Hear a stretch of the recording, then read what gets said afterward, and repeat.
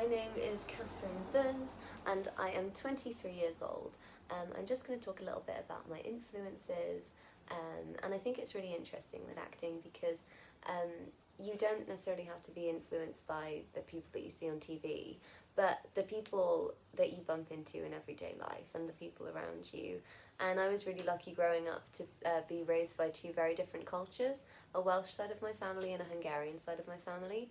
So when I was copying my family and copying them, I didn't really realise that I was acting, and I didn't really realise that was what I was doing. And when I realised that that could be a job, it was natural to me that is what I wanted to do. So I found myself growing up obviously watching a lot of movies, and I was always analysing them. I could never really just watch them like a normal person, and I was always wondering how they were made, and I've always wanted to be a part of that. And it's never just been just a form of entertainment for me, it's always been an art form for me too. Recently I watched the film The Changeling with Angelina Jolie, and she plays a very strong female character and she hasn't always had a voice in her whole life, this character, and it's really important that acting gives people the opportunity to be able to have a voice, and to tell stories, and in a unique way. I think I was about 6 years old, and I was throwing pies on my friends' faces as in my theatre group as part of the play Bugsy Malone, and I kind of realised I was, although it was so much fun, that acting pushes us to do things that we wouldn't necessarily always do, and we can definitely grow from these experiences. So obviously this year has been a strange year for everyone, and I lost my job because of coronavirus, but it's been very positive for me. I've had a lot of time to be creative, but losing my job was positive. Obviously coronavirus is not, but I have had a lot of time to be creative, and it's just really reinforced the fact that this is what I want to do. I've had a lot of time to think about it, and I knew it anyway, but I know it even more now, and I feel 100% ready.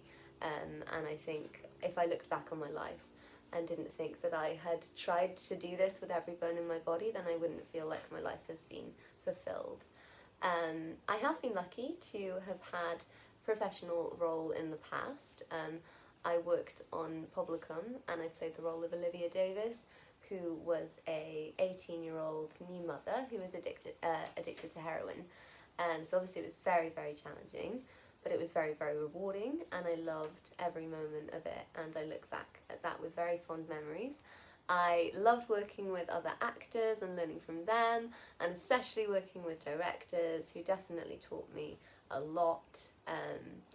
And I remember an analogy where I was told to pretend to be a lioness who was being preyed on, and it definitely worked in me to convey the vulnerability and betrayal that my character was feeling at the time.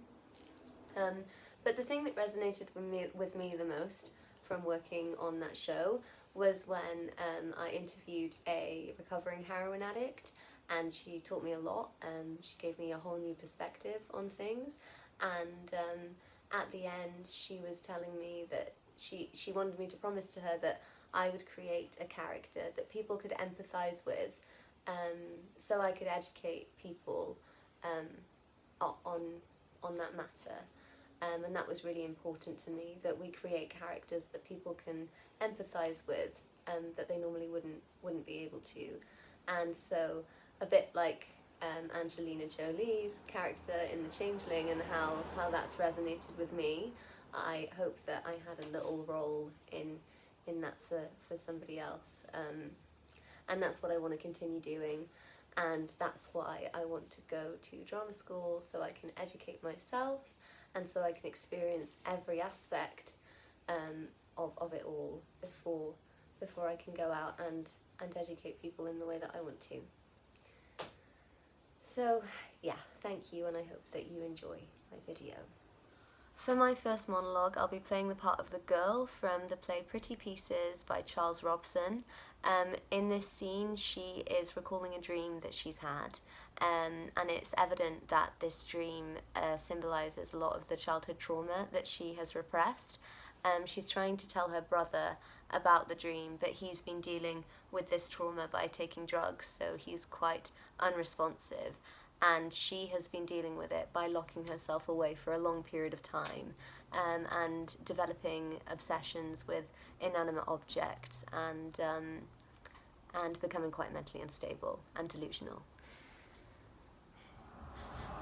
Last night I had a dream.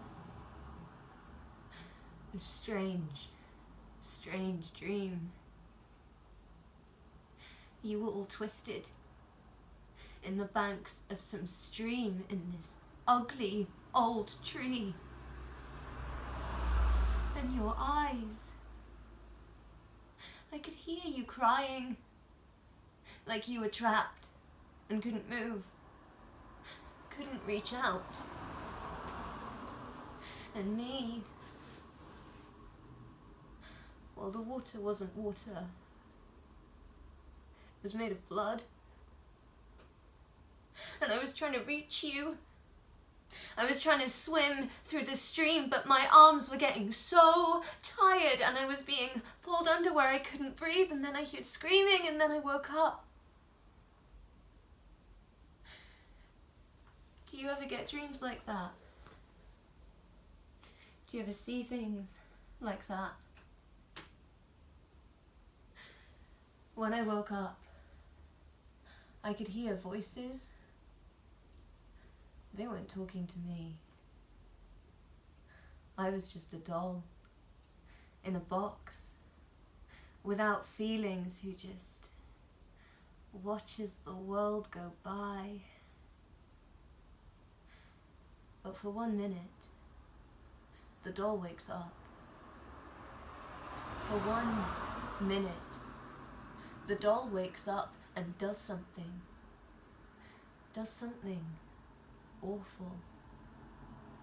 Because you see, a doll,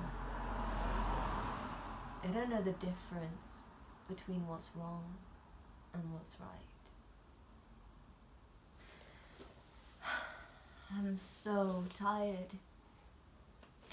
Lie down with me for a bit and we can fall asleep and the dream will be over. Lie down with me. Lie down with me. So for my second monologue, I'll be playing the part of Helen from Shakespeare's All's Well That Ends Well, and in this scene she's confessing to the Countess, who has become a motherly figure for her, that she is in love with her son, which makes their relationship a little bit more difficult. She's very, very anxious in this scene, very desperate, because she could lose everything, because the Countess and her have a very strong bond, and Helen has become quite reliant on her. Then I confess, here on my knee before high heaven and you, that before you and next unto high heaven I love your son. My friends were poor but honest, so is my love. Be not offended, for it hurts not him that he is loved of me. I follow him not by any token of presumptuous suit, nor would I have him until I do deserve him. Yet, never know what that desert should be.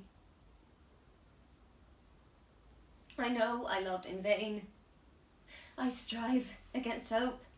Yet in this captious and untenable sieve I still pour in the waters of my love, and lack not to lose still.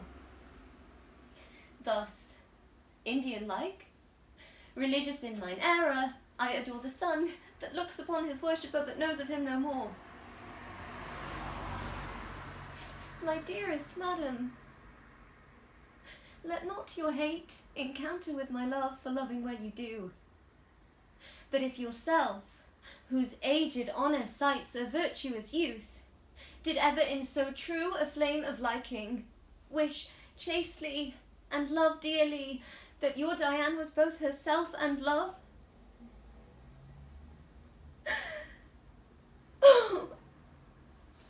Then give pity to her, whose state is such that she cannot choose but to lend and give where she is sure to lose, who seeks not to find where her search implies, but, riddle-like, lives sweetly where she dies.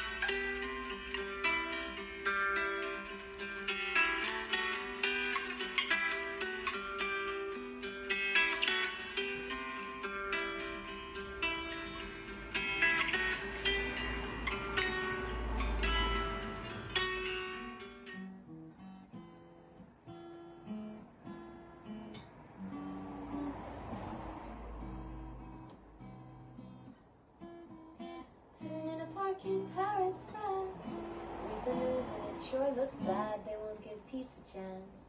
That was just a dream some of us had. Still a lot of land to see, but I wouldn't want to stay here. It's too old and cold and settled in its ways here. Oh, but California, California, I'm coming home. I'm gonna see the folks I dig. I'll even kiss the sunset peak, California, when I get home.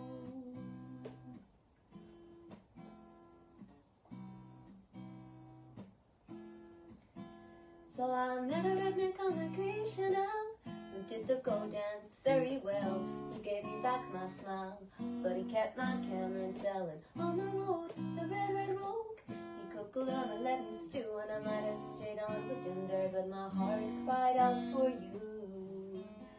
Oh, California, California.